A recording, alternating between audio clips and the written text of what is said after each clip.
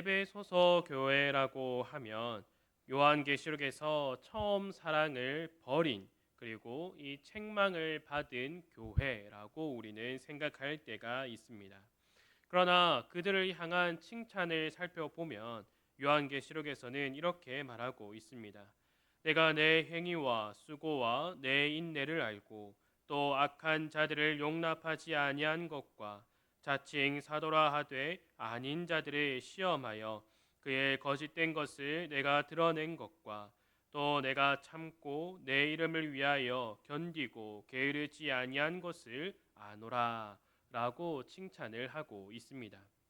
그러면 우리는 이러한 칭찬을 받은 에베소 교회가 어떠한 모습을 보여주었기 때문에 이러한 칭찬을 들었는가에 대해서 조금 더 살펴보아야 합니다.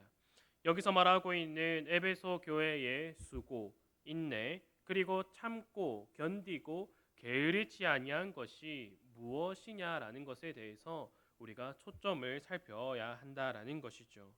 바울이 전한 이 에베소서에 있는 것들을 바로 에베소 교회가 잘 지켰다라는 것을 우리는 알아야 합니다.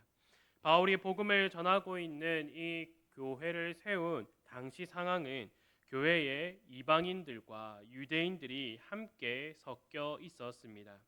그러다가 바울이 에베소 교회를 떠나자 에베소 교회뿐만 아니라 아시아 지역의 교회들의 여러 가지 문제들이 발생하기 시작하였습니다. 영적 지도자의 역할을 하였던 바울이 알려줬던 모든 것들을 그들이 기억하고 따랐던 것이 아니라 각자의 생각대로, 각자의 의견대로 행한 모습들이 나타나기 시작했다라는 겁니다. 이 중에서 가장 큰 문제는 바로 이방인 성도와 유대인 성도들 간의 대립이었다라는 것을 말해주고 있습니다. 이방인 성도와 유대인 성도 모두 하나님의 계획 가운데서 성도로 부름을 받은 자들입니다. 지금이야 우리가 인종을 구별하지 않고 또 각 나라의 문화도 우리가 서로 존중을 하지만 당시에는 서로 다른 문화권에 있었다라는 것을 이해하고 존중하는 것이 조금은 더 어려웠다라고 합니다. 그래서 바울은 감옥에서 에베소 교회를 비롯한 아시아 지역에 있는 이 이방인 성도와 유대인 성도들의 대립을 듣고 그들을 위하여서 서신을 보내고 있는 것이죠. 이것이 바로 우리가 오늘 읽은 이 에베소서의 주된 내용이다라고 생각을 하시면 됩니다. 그래서 이 에베소서를 보면은 교회에 관한 이야기들을 많이 하고 있습니다. 교회는 어떠한 모습을 가져야 하는지, 그리고 교회를 통하여서 우리는 무엇을 또 알아야 되는가에 대해서 알려주고 있습니다. 바울은 이 에베소서를 통하여서 교회 안에 있는 문제들을 해결하고자 하였습니다.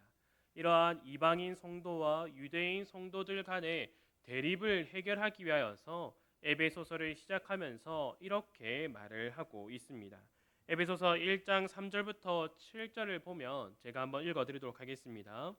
찬송하리로다 하나님 곧 우리 주 예수 그리스도의 아버지께서 그리스도 안에서 하늘에 속한 모든 신령한 복을 우리에게 주시되 곧 창세 전에 그리스도 안에서 우리를 택하사 우리로 사랑 안에서 그 앞에 거룩하고 흠이 없게 하시려고 그 기쁘신 뜻대로 우리를 예정하사 예수 그리스도로 말미암아 자기의 아들들이 되게 하셨으니 이는 그가 사랑하시는 자 안에서 우리에게 거저 주시는 바 그의 은혜의 영광을 찬송하게 하려는 것이라.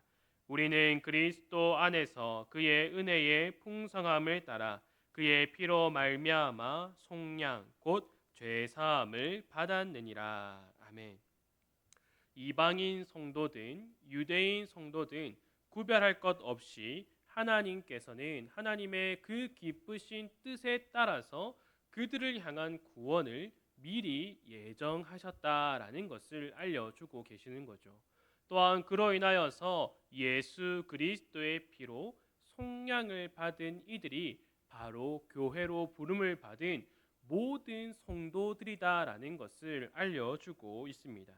그리고 나서 바울은 2장에서 이방인 성도뿐만 아니라 유대인 성도도 허물과 죄 가운데에 죽어 있었다라는 것을 함께 알려주고 있습니다. 유대인들은 자신들이 선민 사상을 가지고 있었습니다. 그들은 이미 오랜 전부터 하나님께 택함을 받은 선택된 민족이다라는 자부심을 가지고 살아갔습니다. 이러한 자부심으로 인하여서 자신들이 죄 가운데 죽어 있었다라는 생각보다 자신들은 먼저 구원을 받은 자들이라는 생각을 가지고 있었던 겁니다.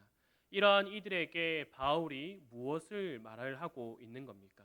이방인 성도들, 또한 먼저 택함을 받았다라고 말하는 유대인 성도들, 다 구별할 것 없이 모두가 죄 가운데에 죽어 있었던 자들이다라는 것을 말해주고 있는 것이죠. 함께 교회로 부름을 받은 모든 성도들이 죄 가운데 죽어 있었으며 하나님께서 예정하신 그 뜻에 따라서 그리스도로 인하여서 그 누구도 한 명도 틀리지 않고 예수 그리스도로 인하여서 부름을 받았다라는 사실을 계속해서 알려주고 있는 것입니다. 바울은 이 에베소서를 통하여서 교회의 하나됨을 위하여서 정말로 간절한 마음을 가지고 이 서신을 적어 나가고 있는 것이죠. 그리고 바울은 교회의 하나됨을 위하여서 중요한 것을 오늘 본문을 통하여서 말을 해주고 있습니다. 3장 16절을 보면 그의 영광의 풍성함을 따라 그의 성령으로 말미암아 너희 속사람을 능력으로 강건하게 하시오며 이렇게 말하고 있습니다. 바울은 1장과 2장 그리고 3장을 통하여서 우리가 함께 부름을 받은 자들, 하나님께서 우리를 택하셨고 또한 우리를 위하여서 예수 그리스도를 보내어 주셨으며 모두가 예수 그리스도의 피로 인하여서 죄 사함을 얻은 그리스도 안에 부름을 받은 자들이다라는 것을 말해주고 난 뒤에 바울은 이어서 이러한 자들이 우리가 구원받았다에서 끝나는 것이 아니라 우리의 속사람이 더욱더 강건하게 자라가야 한다라는 것을 말해주고 있습니다. 우리는 교회의 하나됨과 또 속사람이 강하게 강건하게 되는 것이 무슨 상관이 있는가라고 생각할 수도 있습니다. 그러나 교회는 수가 적든 많든 하나님께서 택하신 이들이 모이게 된 곳입니다. 중요한 것은 함께 모인 모든 성도들이 살아온 환경이 다 다르다라는 것이죠. 어떤 분들은 순대를 먹을 때 쌈장에 찍어 먹고 또 어떤 분들은 소금에 찍어 먹고 어떤 분들은 초장에 찍어 먹는 분들도 있습니다. 순대뿐만 아니라 김치를 담글 때에도 여러 각각의 방법으로 담게 됩니다. 물론 이러한 것들이 지방에 따라서 각 지역에 따라서 나뉘어지기도 하지만 집에서 어떻게 했는가에 따라서 많이 달라지는 모습을 볼 수 있습니다. 이러한 문제가 우리가 처음 보았을 때는 신기하다라고 할 수 있지만 다른 어떠한 문제에서는 이러한 특정한 문제 때문에 부딪히게 되는 경우도 우리가 볼 수 있습니다. 가나안 성도라고 불리는 이들이 교회를 나오려고 하지 않고 또 오늘날 교회의 허리라고 할 수 있는 3040 세대들이 교회에서 봉사를 하지 않거나 헌신의 자리에 서지 않으려고 하는 가장 큰 이유가 무엇이냐라고 하면 바로 성도들 간에 교제를 하고 싶지 않아서라고 답을 한다라고 합니다. 신앙생활을 혼자 하면 혼자 했지 그 관계 속에서 스트레스를 받으면서 신앙생활을 하고 싶지 않다라고 말을 합니다. 우리 오늘 여기 오신 성도분들도 우리의 신앙생활을 돌아보면 그렇지 않습니까? 우리가 신앙생활을 할 때에 가장 어려운 것이 무엇이었습니까? 내 개인의 신앙의 문제가 가장 어려운 것이 아니라 무엇이 가장 어려웠습니까? 한 성도와의 관계의 문제, 성도들 간의 관계의 문제가 우리에게 있어서 가장 큰 어려움으로 다가온다라는 것이죠. 저 정도만 보면 짜증이 나고 화딱지가 올라오는 경험들을 아마 한 번씩은 해 보셨을 겁니다. 교회 성도와 이야기도 하고 싶지도 않고 또한 그냥 지나쳐 갔으면 좋겠다라고 생각하고 피하 다니는 모습을 보일 때가 있다라는 겁니다. 그래서 오늘날 많은 이들이 교회를 나가지 않고 그냥 TV나 방송을 통하여서 신앙생활을 하고자 하는 이들이 많이 있다라고 합니다. 그러나 어떠한 마음의 찔림을 통하여서 교회 당에는 오지만 전도회나 아니면 섬김의 자리에는 서지 않으려고 하는 것이 바로 이러한 문제이다라는 것을 말해주고 있습니다. 이는 오늘날뿐만 아니라 이전에도 오늘 우리가 살펴보고 있는 이 에베소 교회도 또한 에베소 교회뿐만 아니라 이 주변에 있었던 아시아 지역의 모든 교회에서 나타나고 있는 문제가 성도들 간의 문제였다라는 것입니다. 바울은 이러한 성도들 간의 문제를 회복시키기 위하여서 무엇이 필요한가를 알려주고 있는 것이죠. 그것이 바로 성도 개개인의 영적인 성숙과 그 속사람이 강건해지는 것이다 라는 것을 말해주고 있습니다. 그러면 이 속사람이 강건해지는 것은 무엇인가? 어떻게 하면 속사람이 강건해질 수 있는가에 대해서도 바울은 이어서 말해주고 있습니다. 17절부터 보면 이렇게 말하고 있습니다.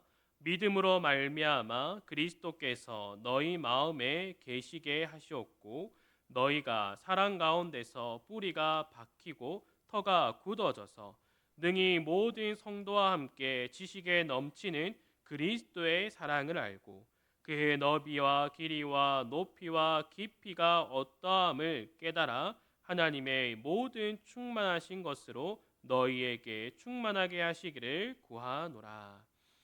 바울이 말을 하고 있는 우리의 속사람이 강건해질 수 있는 유일한 방법이 무엇이다라고 말을 하고 있습니까?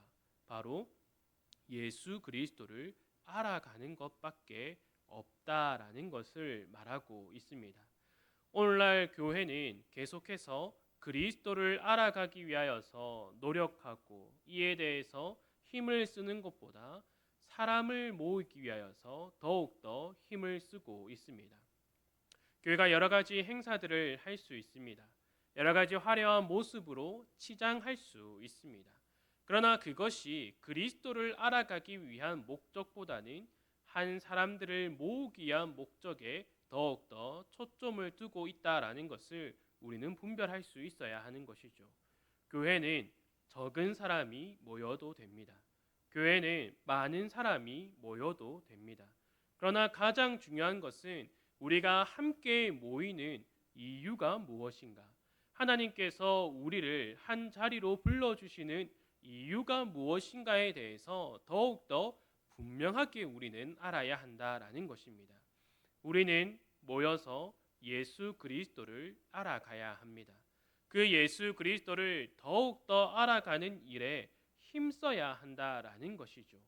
교회가 해야 할 일은 바로 이것밖에 없습니다. 그리스도를 더욱더 알아가는 것. 여기서 바울이 말을 하고 있는 것은 한 개인 성도가 하나님과 예수 그리스도를 알아가는 것뿐만 아니라 그 교회가 함께 교회라는 이름으로 모인 모든 성도들이 함께 그리스도를 알아가야 한다라는 것을 말해주고 있습니다. 그리고 나서 어떤 말들을 해주고 있습니까? 4장 2절과 3절을 보면 모든 겸손과 온유로 하고 오래 참음으로 사랑 가운데서 서로 용납하고 평안에 매는 줄로 성령이 하나 되게 하신 것을 힘써 지키라라고 말해주고 있습니다. 여기서 말하고 있는 겸손과 온유, 오래 참음은 하나의 성품, 하나의 인격으로서 우리가 생각할 것이 아니라 예수 그리스도께서 보여주신 겸손, 예수 그리스도께서 보여주신 온유, 예수 그리스도께서 보여주신 오래 참음이다라는 것을 우리가 알아야 한다라는 것이죠. 죄 가운데에 죽어 있어서 하나님을 찾지 않고 예수 그리스도를 닮아가려고 하지 않고 내가 원하는 대로, 나의 욕심대로, 내 생각대로 살아가고자 하는 그러한 모든 모습들을 벗어버리고 예수 그리스도를 닮아가는 모습을 살아내야 한다라는 것을 더욱더 알려주고 있는 것이죠. 그러한 모습으로 살아갈 때에 성령 하나님께서 평안의 줄로 묶어주신 그 성도들과 함께 힘써 그것을 지켜내고 또한 견디는 삶을 살아가야 한다라는 것을 바울은 에베소 교회에 이 편지를 보내어서 그들에게 말해주고 있는 것이죠. 그래서 그들을 향한 칭찬이 요한계시록에서 어떻게 나오고 있었습니까? 그들을 향하여서 그들이 지켰던 신앙의 모습들에 대해서 말을 해주고 있는 것이죠. 다시금 제가 그들을 향한 칭찬을 읽어주도록 하겠습니다. 내가 내 행위와 수고와 내 인내를 알고 또 악한 자들을 용납하지 아니한 것과 자칭 사도라 하되 아닌 자들을 시험하여 그의 거짓된 것을 내가 드러낸 것과 또 내가 참고 내 이름을 위하여 견디고 게으르지 아니한 것을 아노라. 에베소 교회가 참고 견디고 게으르지 않은 모습이 어떠한 모습이다라는 것을 우리가 알게 되겠습니까? 바울이 여기서 말을 하고 있는 모든 겸손과 온유로하고 오래 참음으로 사랑 가운데서 서로 용납하는 것, 이것을 에베소 교회가 가장 잘 지켰다라는 겁니다. 그러면 이것을 가장 잘 지킨 에베소 교회는 무엇을 바라보고 살아갔다라는 말이 되겠습니까? 바로 예수 그리스도를 바라보며 살아갔다라는 것입니다. 이는 한 개인 성도만이 이러한 신앙을 살아낸 것이 아니라 그 교회가 그러한 모습을 보여주었다라는 겁니다. 바울은 이 에베소 교회에 가장 중요하게 말하는 것이 있습니다. 에베소 교회의 머리는 예수 그리스도임을 밝혀주고 있습니다. 우리 교회의 머리도 마찬가지로 예수 그리스도입니다. 우리 교회는 더욱더 예수 그리스도만을 바라보며 살아가야 한다라는 것이죠. 예수 그리스도를 더욱더 알아가기 위하여서 더욱 힘을 내야 하는 것이 우리 교회, 또한 우리 축복로 교회뿐만 아니라 하나님께서 세우신 모든 교회의 모습이 되어야 한다라는 것입니다. 우리는 잠깐 우리의 모습들, 우리가 하는 또 어떠한 행사들, 여러 가지 모든 것들을 내려두고 한번 돌이켜 보아야 합니다. 우리는 무엇을 위하여서 함께 모이고 있는가? 우리는 무엇을 위하여서 함께 기도하고 있는가? 우리는 무엇을 위하여서 함께 힘써 찬양하고 있는가? 이에 대한 질문을 계속해서 던져 보아야 합니다.